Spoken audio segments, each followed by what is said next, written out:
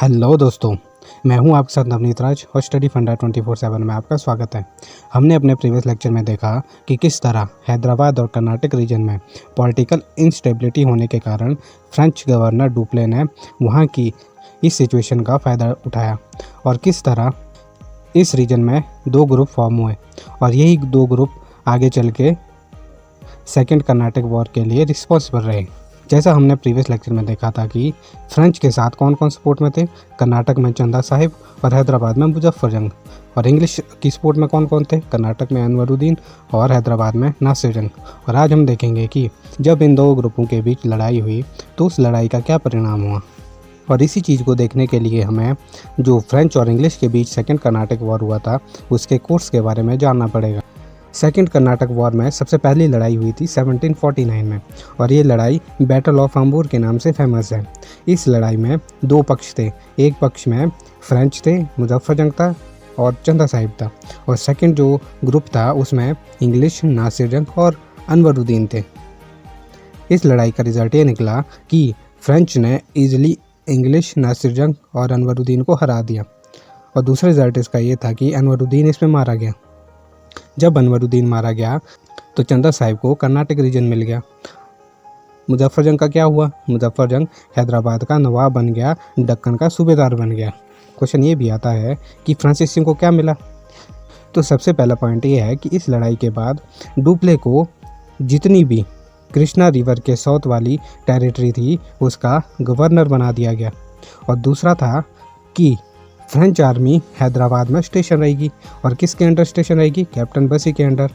और तीसरा था कि territory near Pondicherry plus area of Orissa coast जिसमें मसूलीपट्टनम भी आता था, और साथ ही साथ कुछ गांव वहाँ के वो फ्रेंच के अंडर आ गए। तो यहाँ से आप देख सकते हो कि फ्रांसीसियों को इस लड़ाई के बाद कितना कुछ गेन हुआ था। उनकी पावर और भी ज़्यादा सदर्न एरिया में स्ट्रॉन्ग हो गई थी। जब अनवरुद्दीन मारा गया तो कर्नाटक रीजन में एक और नया अलायंस फॉर्म हो गया। तो इस अलायंस में कौन कौन थे? तो इस अलायंस में फ्रेंच थे, चंदा साहिब थे, और दूसरा था मोहम्मद अली। मोहम्मद अली कौन था? अनवरुद्दीन का बेटा। और उसको किसने सपोर्ट किया? उसको सपोर्ट किया इंग्लिश ने। ये दो नए अलायंस बैटल ऑफ अंबूर के बाद बन गए थे। इसके बाद हम ये देखेंगे कि अंग्रेज़ों ने रिटेलिएशन कैसे किया, अपनी पोजीशन को सदर्न एरिया में कैसे इम्प्रूव किया। तो टाइम पीरियड था 1751 का।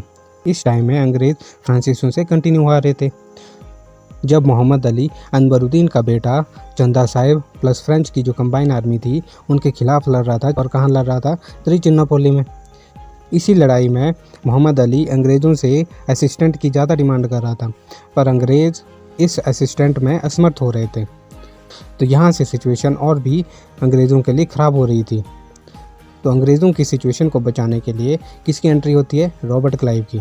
यहाँ से हम देखेंगे कि मॉडर्न इंडियन हिस्ट्री में रॉबर्ट क्लाइव की एंट्री हो चुकी है। जब इस लड़ाई में रॉबर्ट क्लाइव की एंट्री हुई तो उस टाइम वो एक सिंपल फैक्टर था, एक एजेंट था, एक कैप्टन था। उसने अपनी सूझबूझ का परिचय देते हुए एक प्लान पुट फॉरवर्ड किया, एक प्लान सामने रखा। तो इस प्लान में कहा गया था कि अगर अंग्रेज़ सडन अटैक करे आरकोट पर, आरकोट कर्नाटक रीजन की कैपिटल थी, तो उससे क्या होगा?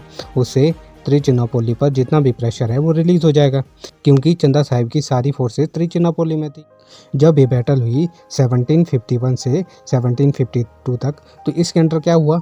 इसके अंडर रॉबर्ट क्लाइव एक स्मॉल फोर्स लेकर आरकोट पर अटैक कर दिया, और उसके साथ सिर्फ 210 मैन थे। इस समय क्या थे? जो भी चंदा साहिब की आर्मी थी 4000 की आर्मी त्रिचिन्नापोली में थी। तो जब चंदा साहिब को ये पता चला कि आरकोट पे हमला हो गया तो चंदा साहिब आरकोट की सुरक्षा के लिए चला गया, पर उस समय तक बहुत लेट हो चुकी थी और क्लाइव की फोर्स ने आरकोट को कम्प्लीटली जीत लिया था, और यहाँ से सीज ऑफ आरकोट शुरू हो गई। और साथ ही साथ चंदा साहिब के जितने भी एनिमीज़ थे उसमें मराठा भी थे, मैसूर भी थे, तंजौर भी थे, उन्होंने भी त्रिचिन्नापोली पर अटैक कर दिया, चंदा साहिब पर अटैक कर दिया, और यहाँ से चंदा साहिब मारा गया। और इस लड़ाई का क्या रिजल्ट निकला? इस लड़ाई ने टोटल कंडीशन, जितनी भी कंडीशन थी, उसे कर्नाटक रीजन में चेंज कर दिया। सबसे पहले क्या हुआ? चंदा साहिब मारा गया, और किसने मारा? मोहम्मद अली ने। कब मारा? जून 1752 में। और दूसरा क्या था, जो फ्रेंच गवर्नमेंट थी वो डुप्ले से बहुत ज़्यादा नाराज़ हो गई थी, क्योंकि फ्रेंच गवर्नमेंट को बहुत ज़्यादा लॉस हो गया था। उन्होंने डुप्ले को वापस बुला लिया और एक नया गवर्नर गोदेहू 1754 में अपॉइंट कर दिया। तो जब गोदेहू इंडिया का गवर्नर बना तो उसने अंग्रेज़ों के साथ एक ट्रीटी की। उस ट्रीटी को बोलते हैं ट्रीटी ऑफ पौंडीचेरी। कब हुई? 1755 में। इस ट्रीटी के अकॉर्डिंग कहा गया कि दोनों, ना अंग्रेज़ ना फ्रेंच, किसी भी मैटर में, इंटरनल मैटर में, जो भी नेटिव स्टेट के इंटरनल इशू है उसमें इंटरफेयर नहीं करेंगे। और दूसरा कहा गया कि वॉर के टाइम जो भी टेरिटरी अंग्रेज़ों या फ्रेंच ने जीती वो उनके ही कंट्रोल में रहेगी। ये इस ट्रीटी में कहा गया था। यहाँ सेकंड कर्नाटक वॉर समाप्त हो गया और इसके बाद हम पढ़ेंगे अपना थर्ड कर्नाटक वॉर। अगर आपको हमारा लेक्चर पसंद आया है तो प्लीज़ हमारे चैनल स्टडी फंडा 24 को सब्सक्राइब करें और हमारी वीडियो को शेयर और लाइक ज़रूर करें। Thank you.